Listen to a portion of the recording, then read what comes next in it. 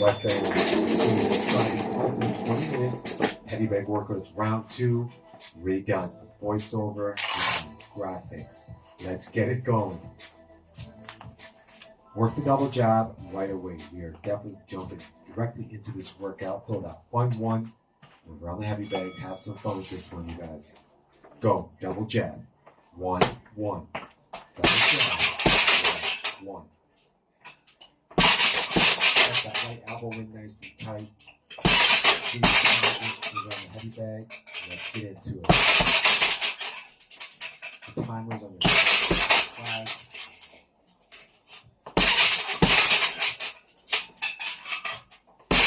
This is style workout, so you want to put as much energy on every punch right away as soon as you feel the rhythm. Lift the head on a double jab. Power into it once you feel the rhythm. Every punch is the double jab.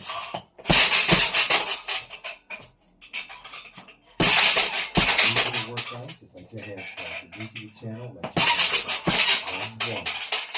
2-minute round. Outside shoulder, head movement left to right, 1 minute. Chin down. Hands up, chins. Second jab moving to your left. One moving to your right.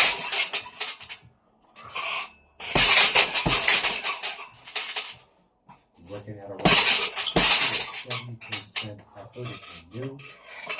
If you're on the channel for a minute, 70% effort.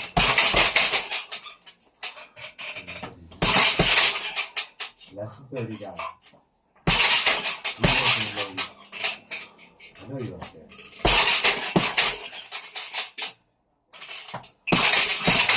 Head down.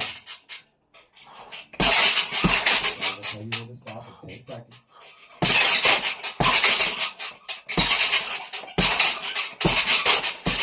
3, 2, 1. All right, guys. Round number 2. It's going to happen quick. We're working the 2, 3. So that's a rear cross and a rear push. Leave me a comment. Let me know what you guys think of the session. And I will give you guys the 5 points. Ready? Go. Cross. Left hook. Cross. Left hook. Your rear punches, rear punches, and the front. After you 2, 3 on this cross, punches in number 3, which is that the hook.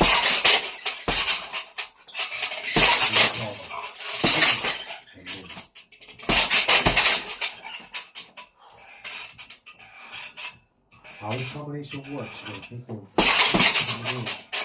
right hand lands with the right amount of power just enter your range. So time and that release is a little bit further away. So you can't still land that left hook.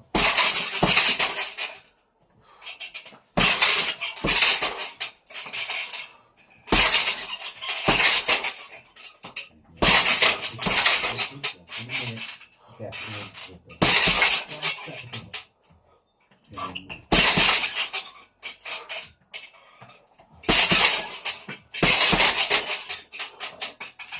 Get that fight and you bubble that hook with a little pinch to your left. Step back to your right. 30 seconds.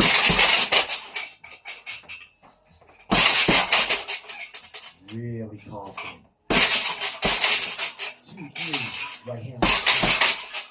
Right hand to the body or to the head. Power and speed. Got out, slip right, slip left.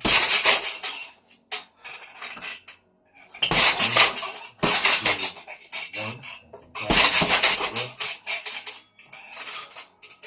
Beautiful work. Round number 3, we're working the 1, 1, 2, 3, 2, which is double jab. And right hand, left hook, right hand. So you can work punches and bunches. Set them up with the double jab.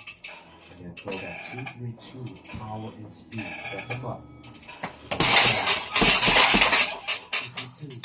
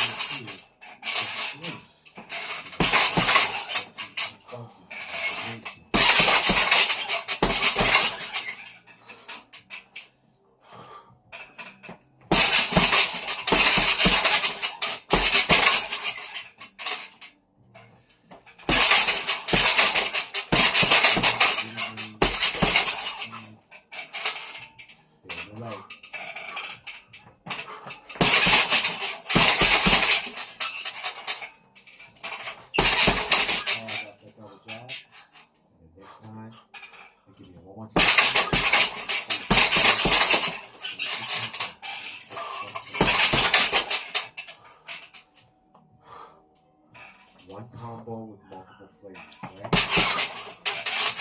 Give it a different taste. Listen it up. 4, 3, 2, 1. Good work. Yeah. One more 4. Energy. Squat. 1, 2, 1, 2. Squat. Hook. Hook. Hook. Squat. 1, 2, 1, 2. Squat. 3, 4, 3, 4. Straight up. Ready?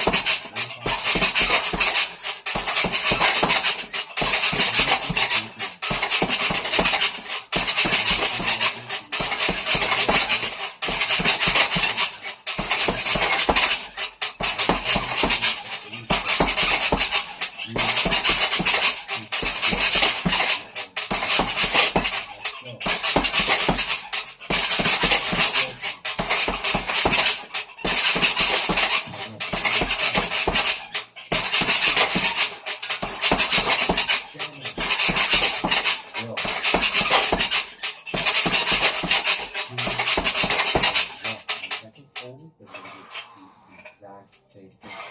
50 seconds on, 50 seconds rest, and then 50 seconds segment. Again, this is all about conditioning. 2, 1,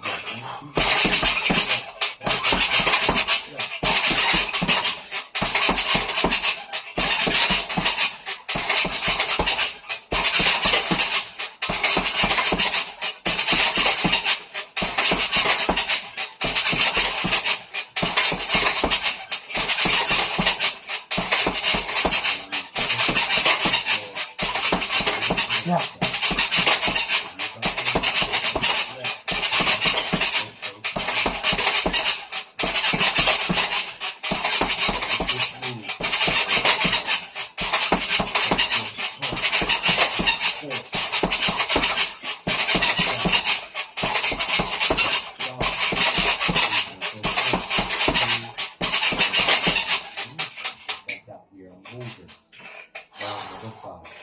Freestyle, whatever combinations you guys want. Now, if you're new, jabs and crosses and jabs. Throwing a hook every now and then. I want speed, fast, 3-punch combos. Go. 1 more 2.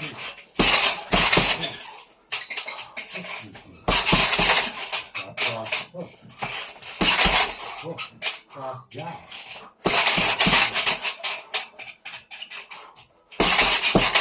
A bad day, a bad heart,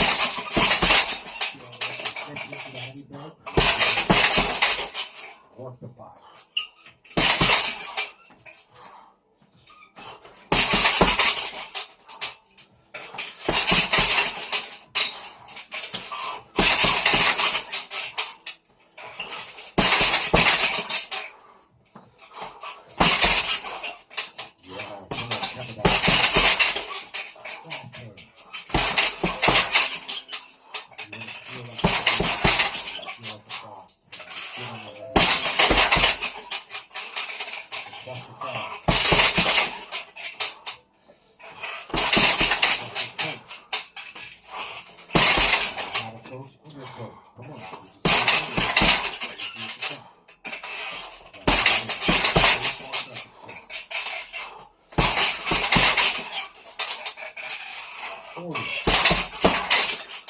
Three-punch combos.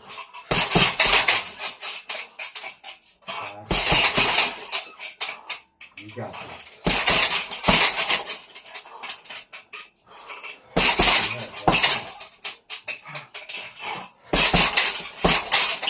Notice, punch is coming back. I think it's slipping,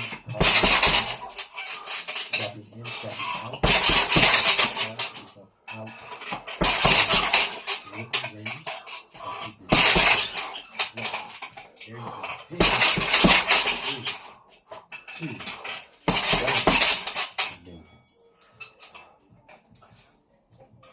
3-4 body, non-stop. You hold the 3-4 on your squat, Now what I want you to do is put your lead foot under the heavy bag and work the body as hard as you can non-stop. Go. All power.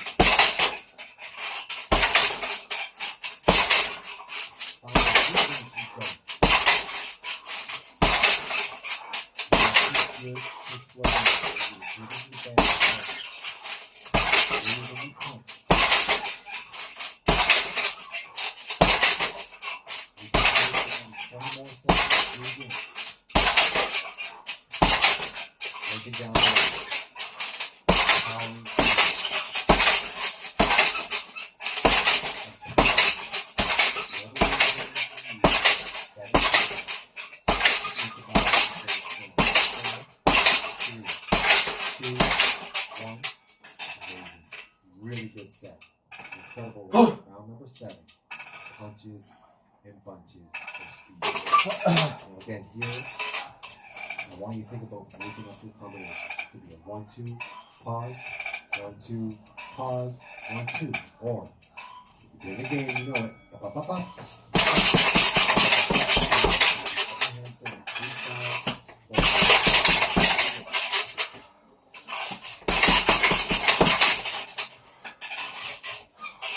Punches and bunches.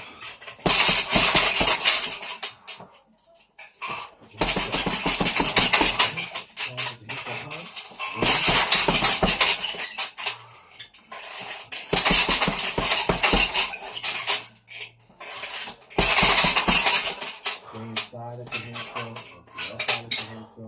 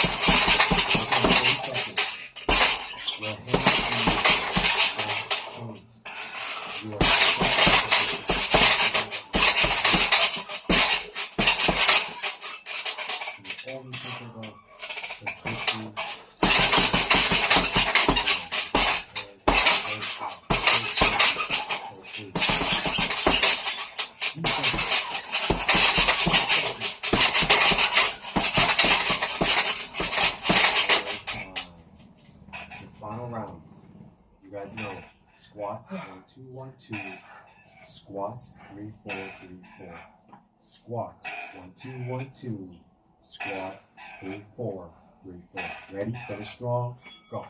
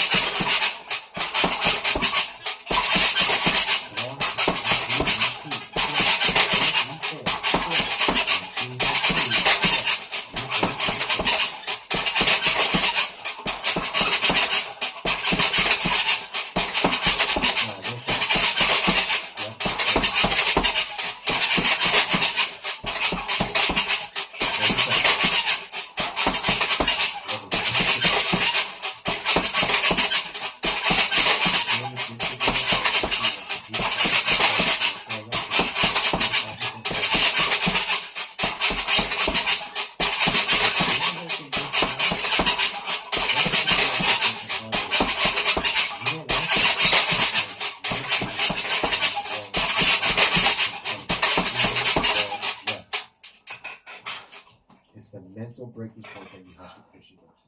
HipAothers.com. Make sure you guys check it out. Phase 2. Ready?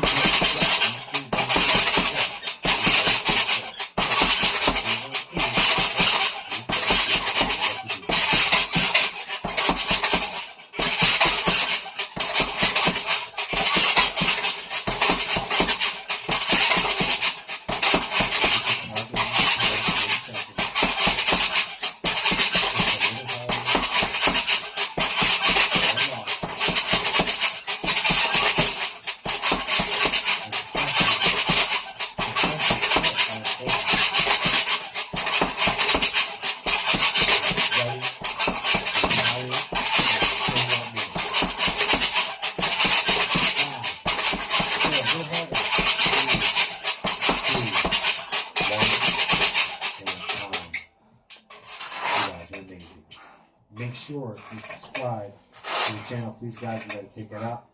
Hit the notification bell so you know these bad boys are coming out. And of course, check out Make Bar Elevated. Thank you for watching. I'll see you for the next video.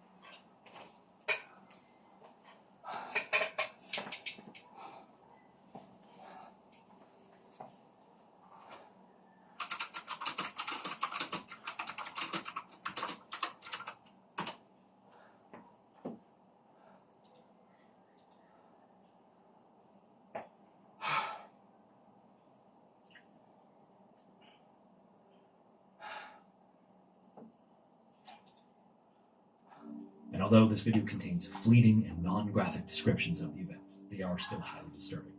As such, viewer discretion is advised.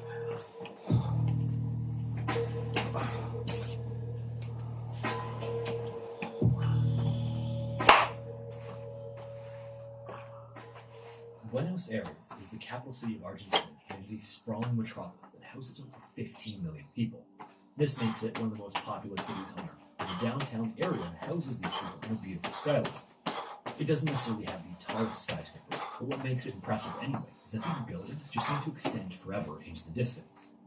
Nestled within one of these buildings was the Montoya family and their adorable little poodle, Catchy. On October 24th, 1988, the youngest child in the family was playing fetch with Catchy in their apartment. And like most dogs, Catchy was thrilled to be chasing the ball. So he was wagging its tail excitedly, chasing the ball back and forth across the room. And at some point, while they were playing, the boy tossed the ball just a little bit too hard. It went flying down the hallway, bouncing as it went, until it got a little bit too close to the open balcony door. Catchy obviously didn't realize this and was just laser focused on catching the ball. Then she started to skid on the slippery tile floor, unable to stop her momentum. With a yelp, the girl slipped under the edge of the railing of the balcony and plummeted from the 13th floor. At that very moment, down on the sidewalk, an unsuspecting woman was standing in front of a shop window looking at some of the things inside. Tragically, Catchy fell directly onto the woman and killed her instantly. The impact was fatal for Catchy as well, ending the poodle's life in an instant. A crowd of shocked people quickly gathered around the horrific scene, trying to figure out exactly what happened. From the balcony above, the boy cried out and looked down, desperately hoping Catchy would be safe down below. Across that same street, another woman was walking when she stumbled on the large crowd of people now gathered around the area. Then she looked up and saw the boy crying from the balcony, and unable to resist the urge to investigate, she stepped off the sidewalk and began to walk toward the crowd. In her haste, she failed to notice a speeding bus barreling towards her. The bus driver, despite seeing her and slamming his brakes, just wasn't able to stop in time. The bus slammed into the woman and sent her body through the air and onto the pavement. The crowd that had already gathered heard the screech of the tires and the impact, and all spun around to see what happened. Tragically, the impact was fatal, and the woman died almost instantly. Only a few minutes earlier, a man had just walked out of a nearby pharmacy, carrying a bag of items he had bought from inside.